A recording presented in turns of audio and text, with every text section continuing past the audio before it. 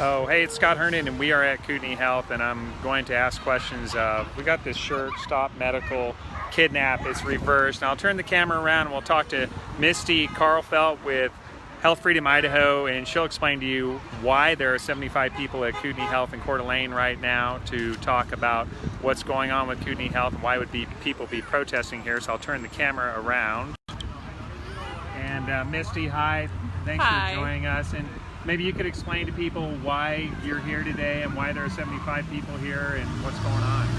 I'm here today because so many parents have reached out to me to tell me their story about medical coercion at Kootenai Health.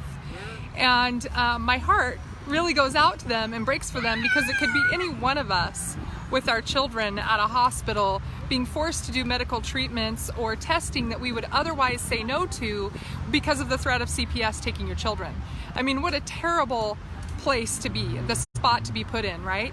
So that's why I'm here today. The citizens are here today because they want to let the community know what's taking place here at Kootenai Health, and to let them know so that they can make decisions for themselves, but also to affect change at Kootenai Health. We want Kootenai Health to promote a spirit of trust rather than bullying a parent into doing something that they would otherwise say no to for their children. Why not tell them their rights? Why not have an educated discussion? And why not then defer to the parent who is actually in charge of and responsible for and loves their child? That's the question.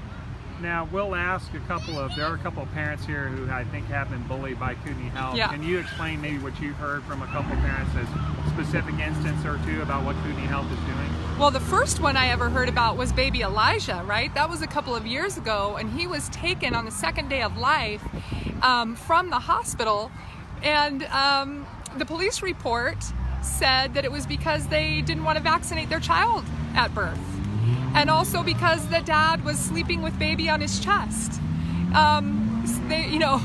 They're considering that imminent danger while in the hospital. That is insane to me. So we got involved on that story, and I thought maybe Kootenai Health had changed their ways, but it doesn't seem that they have. It seems almost that they've doubled down and are doing it more and more. So the recent studies that I've heard, Max was the first story that I came out with recently, and that was the one where the child was mildly ill.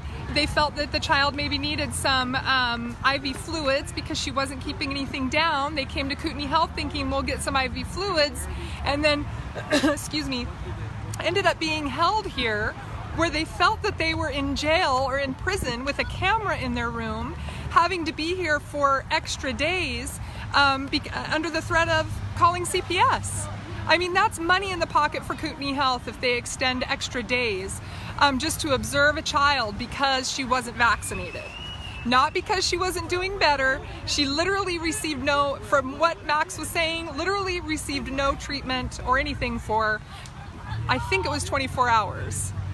And they just had to wait around and be observed because the child wasn't vaccinated. Had nothing to do with her stomach flu. So that's just one example. The most atrocious, the one that breaks my heart the most, I would say, is the 21-day-old baby that had 3 spinal taps against the mom's will, and they wanted to attempt a 4th one on a 21-day-old baby. A 21-day-old baby that had no symptoms and received antibiotics through IV anyway. The mom said, and this makes logical sense to me, baby has no symptoms. Can we see how the test comes back before we do antibiotics? They did it anyway. She found out later, so no informed consent. And you know what started this whole thing was going to a well baby check and saying the dad, the husband at home, had influenza A. And the pediatrician said, go to emergency, do not stop at home and get any clothes. And she said, baby doesn't have any symptoms at all. And they ended up in Kootenai Health with spinal taps being attempted on a 21-day baby. It's crazy. That's crazy. And then what is Kootenai Health? How are they actually threatening the parents? Like what happened to Max? So my understanding is it starts first with, if you leave, then your insurance is not going to pay for it because you're leaving AMA. And then when, they were like, fine, we just want to go home, then the next threat is, well, if you go home, we're going to call CPS. And so the CPS seems to be that there is a couple levels there too. If you leave AMA, they may call CPS and CPS may visit your home. But there's another level where they're going to call CPS and they'll come to the hospital and immediately remove the child from your care. I think that's important to ask if you're ever in that situation, like, which level are we here? Are you going to be calling CPS and they're coming immediately? Because that may change the decisions that you make versus being at home in your own home and you have more authority there. So those are the different levels and the different tactics that I'm seeing here. I think it would be much more effective to really communicate with a parent, to really listen to their intuition and their knowledge, because it's almost like Kootenai Health is operating from the place that parents don't have any knowledge or understanding or any connection to their child, when in fact a lot of parents are very educated and make very educated and thoughtful decisions for their children, and that is not being honored here at all. And what has Kootenai Health Administration told you? Because I think you've had some contact with them, and can you tell me what they're telling you in response to your concerns?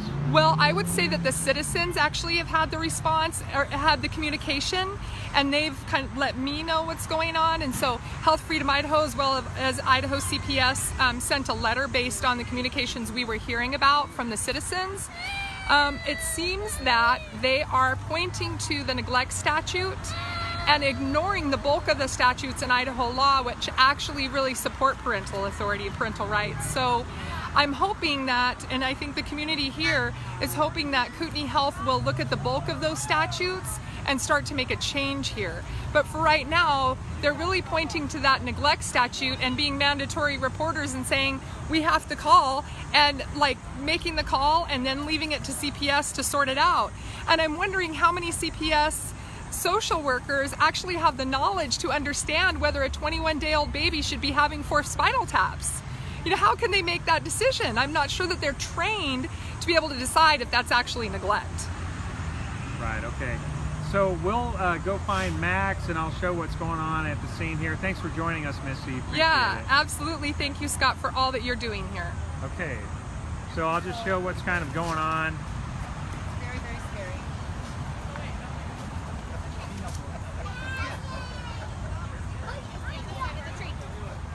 You're like, oh, good. A couple different signs, a lot of people, about 75. I have a story for you when you get it. Okay, you want to do it on recording? Sure. Okay. I'm Go ahead and introduce yourself. Okay, too. my name is Dawn Willie, and I have 2 daughters, Reagan, and my youngest is Kennedy.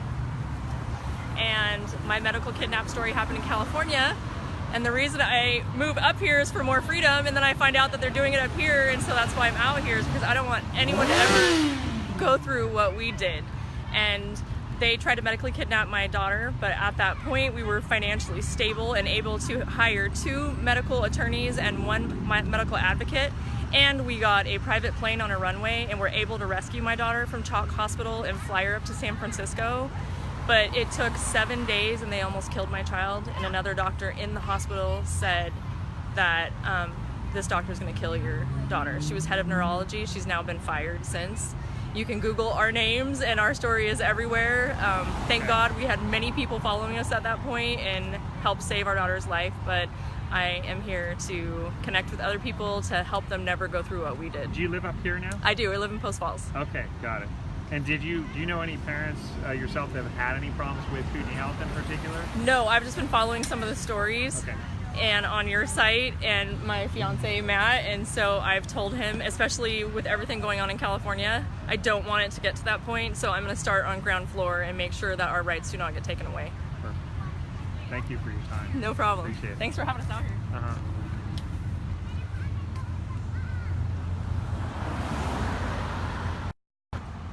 Okay, so it's stretched down the road, and then you got people back here at the corner and across the street.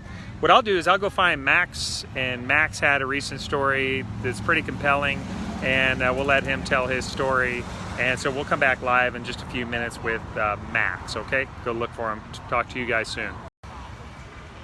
Okay, it's Scott Herndon. I'm back. We're at Kootenai Health in Coeur d'Alene, and I'm with Max and Rebecca, and I'll let them introduce themselves, and they're going to tell us their story that they experienced recently here at Kootenai Health. So I'll flip the camera around. We'll ask them a couple of questions. Okay, this is Max and Rebecca Lathrop, right? Yes, Yep. Lathrop. Lathrop. Okay, thanks for correcting me. And then you guys recently had an experience at Kootenai Health. You're actually one of the reasons that we kind of got ignited to do something now rather than sitting around. And so tell us what happened. Basically I went and picked up my daughter from her babysitter about a month ago, and she threw up and there was blood in her vomit. And so I panicked and took her to the ER, and they proceeded to do blood tests. They got her on an IV, which I thought was wonderful. I'm like, get her some fluids. She was obviously very sick. She had the stomach bug. They gave her a catheter. They ran a bunch of tests trying to figure out what was wrong with her. And because she was so lethargic and tired, they decided that she needed to spend the night. So I felt like, okay, one night we can do that. I think she'll be okay for one night. And that would be nice to just keep her on the fluids and keep her hydrated and have some 24-hour care around her just in case something happens. So we spent the night. The next day, she wasn't eating anything, and she wasn't really drinking very much food or drinking very much water. So they figured that she needed to spend another night there. They still couldn't figure out what's wrong with her. She had a temperature. I feel like part of the reason why she wasn't drinking any fluids was because they had her on an IV for so long, and so she was hydrated. She wasn't thirsty. And then as far as her fever, they kept giving her suppositories throughout the night, Tylenol, to keep her fever at like a 101, so she really couldn't burn through her fever. And I knew that too. I'm like, she's gonna continue to have a fever if we keep giving her this medicine. It's just not gonna let her burn through it. So the second day, I felt like, okay, this is a little ridiculous. She started to feel better. We stopped the suppositories, and her fever broke, and she started to feel better.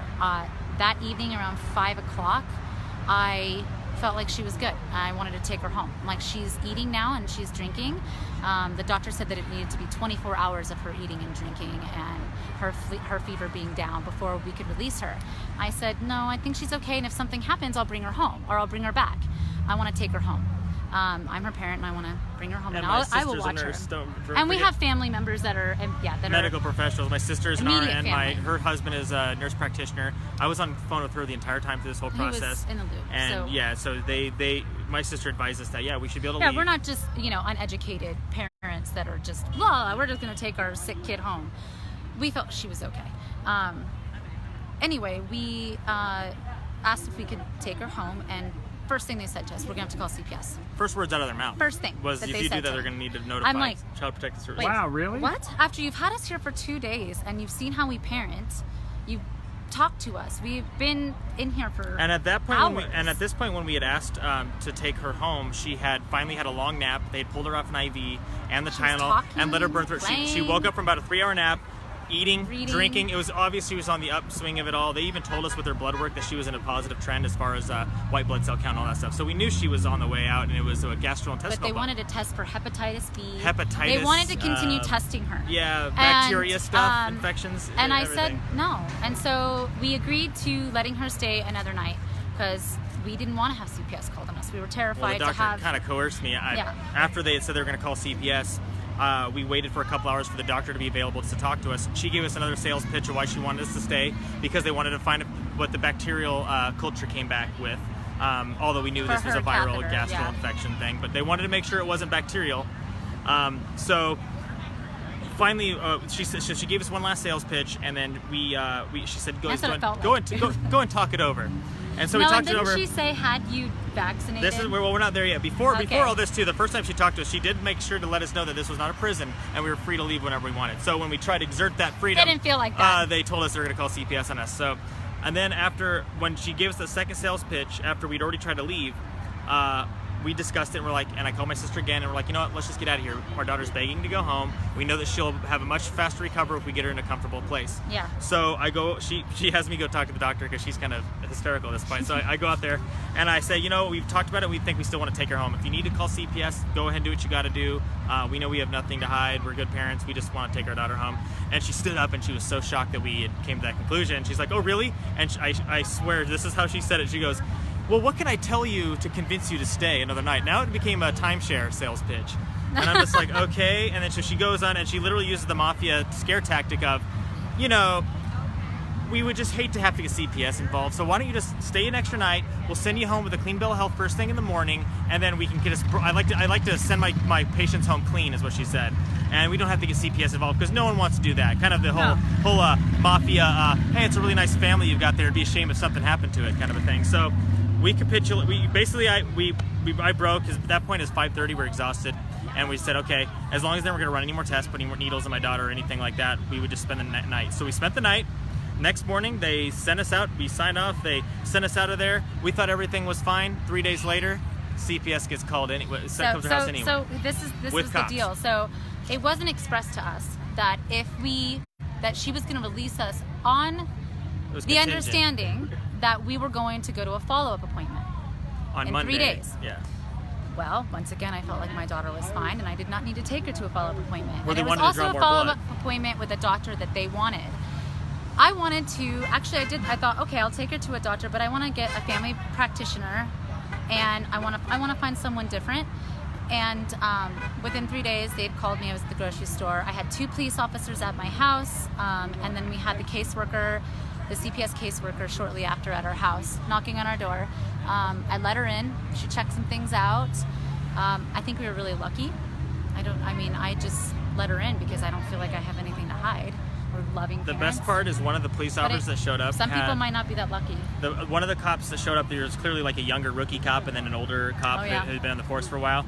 Well, the rookie cop wanted to come in our house. He told us, we need to come in your house and make sure you have food. No warrant, obviously. We're going to come in. But the other cop goes, hey, hold your horses. He's like, he opens up to me that him and his wife had the exact same experience himself, where he said, quote, I felt detained. I felt detained here at Kootenai. So immediately he had sympathy for our situation and de-escalated the whole thing. Was like, as soon as he was able to see our daughter and that she was fine, he's like, we're out of here. I mean, he seemed visibly annoyed that he had to show up to this call because it's such a waste of time and resources. Yeah, you're missing a point though. Kootenai had targeted us as combative. We were on a high level alert. Yeah, so our caseworker, basically like... Sarah, our midwife, who has been involved in this whole process, she talked to the caseworker, and essentially what happened was for them to have sent the police, when Kootenai called in, made the call to CPS, they said that we would be a threat, that we would be combative, and so when they sent the caseworker out, it was with the highest threat level, so that's why the police officers had to arrive too. Otherwise, it would have just been a caseworker knocking on our door. So we were just gonna, I don't know, grab guns and start shooting people. I don't know what they thought we were gonna do. I'm like, come on in. I don't know, just would you like some coffee? So of course it was a very traumatizing situation. I'm sure there's some details in there. You can see. Hold on, let's speak to that. Yeah. So when they first threatened you with CPS, like the first thing out of their mouth, if we go back to what you guys said, and then when you have the CPS and police show up at your door, how is that really for a parent? And how does that help the doctor-patient relationship and your attitude toward healthcare here at CPS? I'll let you answer that because you're the one with the PTSD. I'm probably the one that's a little traumatized from this situation. I'll let the cat out of the bag. I'm pregnant right now, and I am terrified. I'm really scared to go to this hospital if something happens. Hopefully I'll have a home birth and everything will be okay, but it's not a good thing. I'm terrified to go to the hospital. Of course I will, but I'm scared that every time something happens to her, she falls and breaks an arm, that I'm going to have her taken away from me. Well, they've got a guilty until proven innocent attitude clearly here, where they're looking at the worst possible case scenarios of why your child might be sick or injured or whatever, and they're looking at you like, you beat your kids or whatever, and they're looking for that, and they're looking for every reason to have that be the case, because they were, our daughter's... They couldn't believe that she was healthy. They couldn't believe she was healthy. Our daughter's a 2-year-old, she's a toddler, so she does have bruises on her legs from falling down and so every little thing they were looking at. She has a big birthmark on the back of her leg, and It looks like a bruise. Looked like it could have been a it's bruise, so they're looking at that. I mean, they brought a dietitian in to because they thought that she was malnourished because she's very petite. She's in the 30th percentile of her size, of her age for age. We just have small women in both of our families, so that she's perfectly healthy. My best friend is a dietitian. I mean, we have medical professionals in our family. I see her all the time. Yeah. So. I mean, and we're well-educated individuals as well. We're not. Even so, we weren't prepared for what happened, honestly, Yeah. to be completely honest. Like, What did you learn since the experience about, like, how would you deal with it differently, or have you learned anything you could do differently, or do you feel like you're still trapped if they try to do the same thing? I feel like we know our rights a lot more than we did. I mean, when that first caseworker came in, I feel like they would probably do the same thing again. Well, I think that yeah. if we brought Liberty in and say she was sick again or had broken an arm or something, and they wanted to keep her overnight, I would probably I would say no, and then they would call CPS on us, and then we would even possibly have an even more difficult time than we did this time, because I wouldn't be as compliant.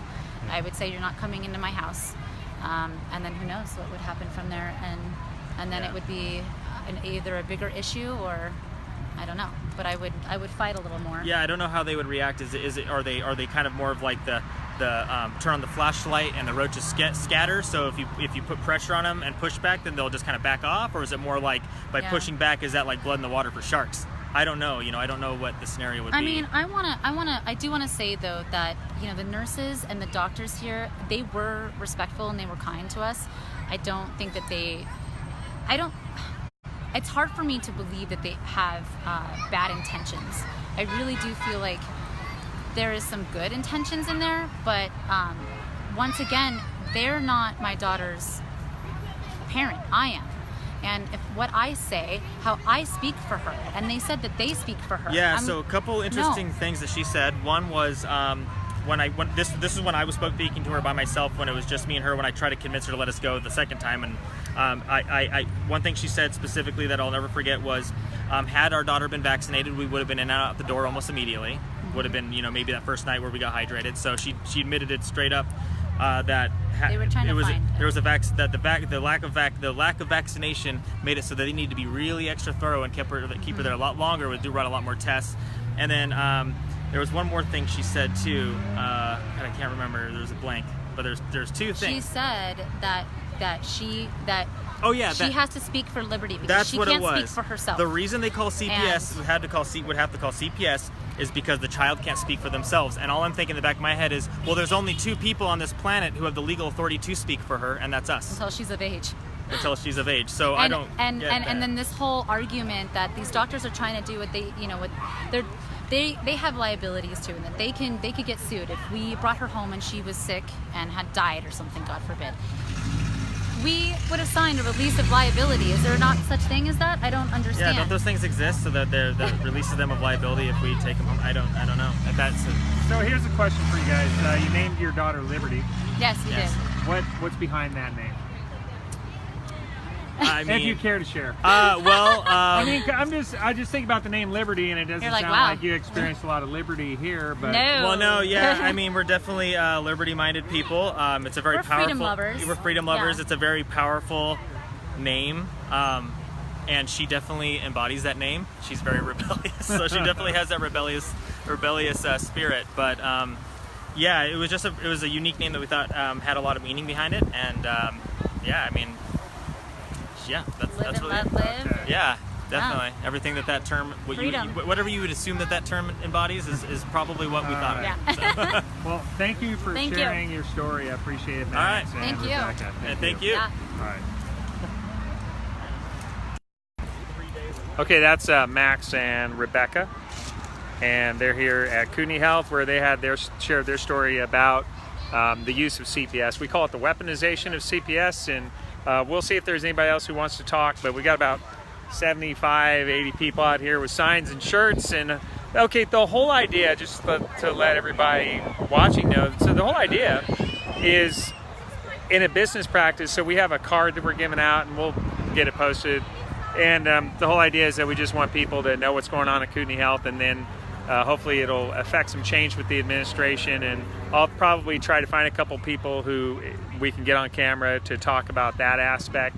But I know on one of the cards here, It says that they basically want Kootenai Health to treat the parents like a normal business would treat their client. In other words, it's a healthcare relationship, and the first thing that you got to do in a healthcare relationship is establish trust. And in fact, it actually destroys trust if your business tactic is to threaten to call the state, who will wield the sword against you, the sword of CPS, if you don't cooperate with the recommended healthcare. So the presumption should be innocence, and that the parent wants to care for their child, and that doesn't seem to be going on. And then instead of building a relationship of trust, the healthcare provider with the patient, they are basically immediately, in Max and Rebecca's case, threatening to call in the state, in this case CPS and police, to show up at your door because they didn't like how you handled interacting with them on their healthcare recommendation. And imagine if other businesses could do that, if they could have the state come in and force you to comply under the threat of duress of involving the state. So that's one of the goals I know that people have told me about this protest. And we're at Kootenai Health, and I'll wrap it up there. I'll find anybody else who may want to say something. We'll get them on live, and we'll talk to you guys soon. Backgrounds, there you go. Okay, we've got, this is Hannah Shields, and Hannah has an experience. We're at the Kootenai Health protest, so we still have a bunch of people out here in Coeur d'Alene at Highway 95 in Ironwood. And Hannah has a personal story that deals with Kootenai Health. And Hannah, why don't you just go ahead and launch in to tell us what happened here with Kootenai Health with your child? So I took my child in for a routine follow-up. He was 22 days old, and they went ahead and swabbed him for the flu because I had mentioned my husband was at home with the flu. They didn't ask, they just kind of did it. I didn't realize what that meant. Quickly got the doctor in the room saying that he had already called ahead to Kootenai emergency room, that we had to come in immediately, that there would be consequences if we did not show up. So thinking that my baby was in some sort of like dire need of medical attention, I brought him here. They quickly brought in every test cart person known to mankind into the room. And they performed a spinal tap without my consent, not once but 3 different times, as I'm begging them to stop, to even talk to me, to tell me what they're doing, why they're doing it, why my son needs all of this, medical intervention. Then they tell us after all of that we have to stay for overnight, possibly up to 10 days here at the hospital so that they can monitor my son. After I went to sleep the first night we were here, found out that they were giving him antibiotics in his IV the whole night, after I had clearly told them not to treat him until anything had cultured in his blood or urine from the samples that they had taken, or even in his blood test showing any types of elevated white blood cells or any kind of indication that he truly had a secondary bacteria infection, because there's nothing you can really do for the flu other than hydrate and just let it run its course. So when I found out they were treating him, I was very upset about that, and they could tell I was very agitated. So when the new doctor on shift came to my room, she came with 10 people from the hospital to confront me about a need for yet another spinal tap to collect more spinal fluid, and I was not okay with that. And they said, if you do not consent to the spinal tap, we will hold you here for 7 to 10 days for mandatory antibiotics, no choice. And I said, well, I'm not good with either one of those options, so the only thing I can really do is leave and seek out somebody else who will talk me through what's going on, actually monitor my son, and not just try to treat him without just cause. So we decided to leave against medical advice. I signed a waiver releasing the hospital of all liability for my son for my decision, and they went ahead and called CPS and reported me for medical neglect. Even though I was perfectly willing to come in, have my son monitored, seek medical attention if necessary. If they could prove to me that there was reason to treat, I was okay with it, which none of it they were willing to work with me on, and so I felt like I was not in a real safe place to get anybody who was willing to work with me. So I had to do what I felt was best, and I left. And then I had to deal with CPS for a month until they finally closed our case as unfounded, because it truly was. We were willing to seek medical attention. So let's get a couple of the facts. So your son at the time that happened when you first entered the hospital was how old? 22 days. 22 days. And the recommendation to come to the hospital Did your son have any symptoms for any medical condition? No, he didn't. He just swabbed positive for the flu. He had a 99-degree fever, which technically is not really a fever. They say a rectal temperature of 100.4 is cause for bringing them in, which he did not have. And so there was really no other symptoms, and that fever never escalated. It only went down from there, and he showed no symptoms the entire time he was here of actually having the flu or any secondary bacterial infections. So when they called, so they reported you to CPS because you left AMA, I guess, Yes. medical advice. Did CPS then come to your door? Yes, they did. They were at my door with the Coeur d'Alene Police Department within an hour and a half. From leaving the hospital? From leaving the hospital. So they banged on my husband was at home with our 2 other children, and of course he was dealing with the flu with real symptoms over there. So I decided when I left I was going to take my son over to my parents' house. They were not sick. Felt like it was a good environment for us to kind of recuperate from our ordeal at the hospital and not expose him more to stuff going on at home. So they went to our home first and banged on the door for 20 minutes. Finally, my husband answered because they said, "We will not leave until you open this door and talk to us." He went ahead and talked to them and said, "You know, my wife's not here. She decided to go to her mom's house and kind of recuperate with the baby over there from staying up all night in the hospital." And they said, "Okay, well, we have to talk to her. We have to see this baby tonight." And he says, "Well, you can go ahead and call her." So he gave them my phone number. They called me immediately, and they were at my parents' house at 10 o'clock that night to see my baby. So... What day of the week was that? I'm just curious. Do you remember? Was it Friday going into the weekend or just some weeknight? That is a really good question. I want to say it was a Sunday to a Monday, something like that. I think it was over the weekend. Well, you know, I'll have to look back at the date. It was the 21st of January, so whatever day that was. And how many other children do you have? I have 2 other children. What are their ages? 11 and 5. Okay, so you talked to then police and CPS at your mother's house? Yes, I did, which I'm glad I did because, you know, my kids and husband were at home, and, you know, it was a much more peaceful, calm environment where they could just see the baby, and I didn't have to expose my other children to cops coming in my home and things like that, which is very intimidating. What happened, how long did they stay at the house, and then what happened after they left with CPS? So I didn't know that I could tell them no, that they weren't allowed to come in the home. They did not have a court order or warrant.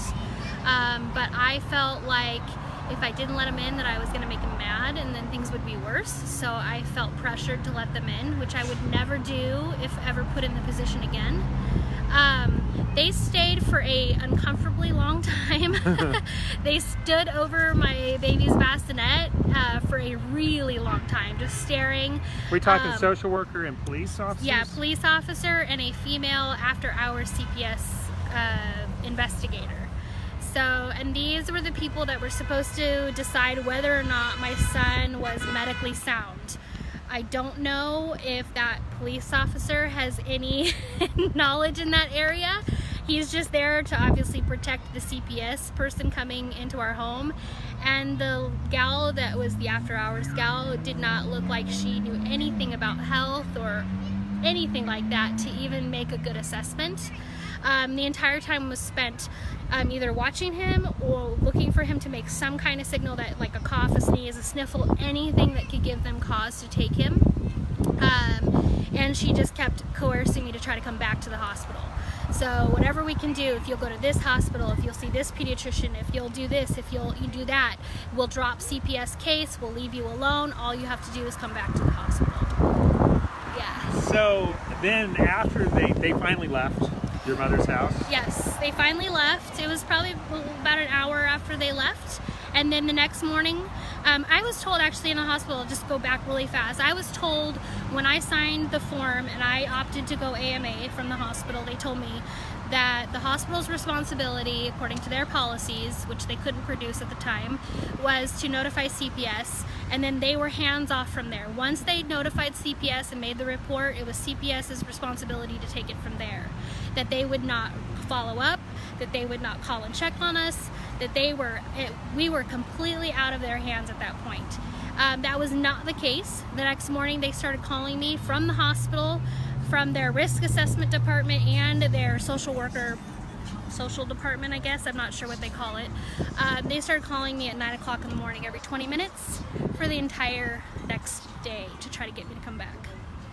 And then what happened with CPS after that point? CPS called me, the assigned, full-time, I guess, case investigator called me. It was very intimidating because I did not know what I was supposed to say. I didn't know how much was enough, how much was too much. I was very, very nervous, and so I ended up contacting my midwife and explained what had happened, and she offered to go ahead and explain our situation and why we left. Felt like she was a better suited person. She knew the terminology, all of the medical background, and so she went ahead and called on our behalf, discussed everything with the caseworker. He basically said, I completely understand why you did what you did. You did everything you were told to do. At some point, it becomes the parent decision on proper course of action, and you made your choice. And I have to respect that according to the law, you did what you had to do. And I can clearly see I'm going to have to come and see your child. So he's had to come meet Zephaniah, my child that was in the hospital, and my 2 other children. Did they interview your other 2 children? No, not interview, but he did talk to them, In your presence or out of your presence? In my presence. I wouldn't ever allow my children to be in front of a CPS agent without me present. Was there a police officer present when he did that? No. Okay. He came by himself. What did he? What questions did he ask them? It was more of just like kind of conversational, like, hey, what's your name? How old are you? Do you like school? What's your favorite subject? He was, I would say he was very respectful of the fact What do you think about that, though? The fact that he wanted to talk to them? It made me very uneasy.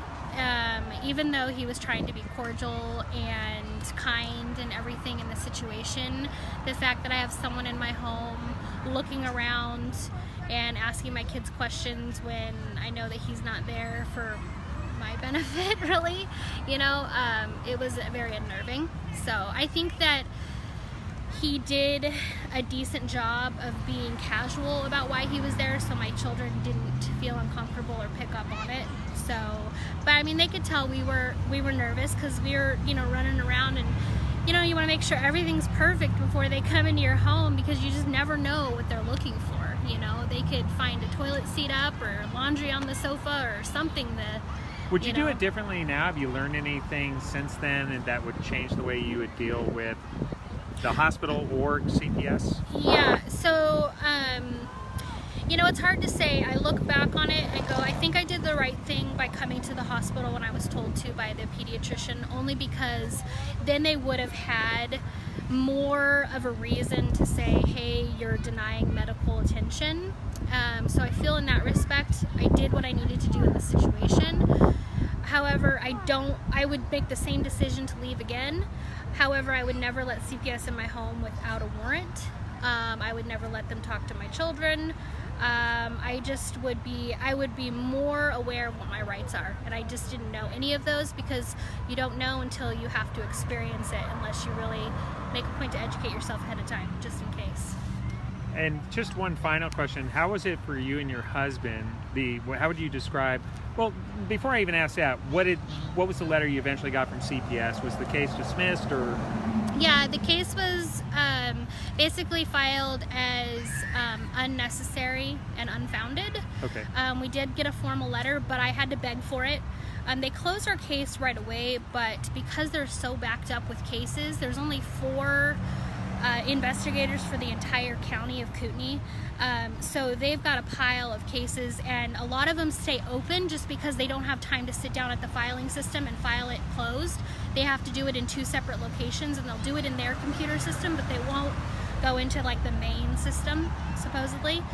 So I had to actually go down to their office and request the letter in person and make them sign it in front of me and give it to me, because I did want that proof that everything was closed. When they do find a case closed as unfounded and unnecessary, there's no record of CPS ever coming to your home or ever investigating you, so there is that benefit. If I were to apply for a job, for example, that needed to do a background check, CPS would never show up. And what would you say your experience emotionally is, and your husband's too, as far as this particular interaction you had with, we'll talk about the government here with CPS. What would you say your has it been traumatizing emotionally, or can you describe that a little bit? Yeah, I mean, it took me 7 months to tell my story for the very first time outside of my mom and dad and a couple close friends, because I never knew if the case could be reopened for whatever reason. I didn't know if people would come after me for telling my story and being honest. For a month, we lived with our blinds closed, our curtains closed. I mean, the house looked like, you know, it was a magazine, like quality, clean. I mean, you couldn't find a speck of dust anywhere. We shoved the cabinets and the refrigerators full of food because we had just heard horror stories of things that they look for if they were to ever come back to your home and follow up or do anything. So we lived like we were in prison for like a month, and it was very uncomfortable. And there's still, like, when somebody knocks on my door, my heart quickens and my stomach does a flip because I just never know if it's going to be them. So, yeah. Thank you for sharing your story, Hannah. Yeah, absolutely. Appreciate it. Yeah. Okay, so that's Hannah, and thank her for sharing her story. So she obviously has a story here with Kootenai Health and with CPS, the government agency known as the Idaho Department of Health and Welfare, Family and Children's Services, which Kootenai Health obviously is very willing to call them right away if you disagree with medical treatment decisions for your child. So that's her story. Thanks for watching. Appreciate it. And you can learn more about Hannah's story and about what's going on with Kootenai Health at idahocps.org and healthfreedomidaho.org. And we both have Facebook pages for those two websites, Health Freedom Idaho and Idaho CPS.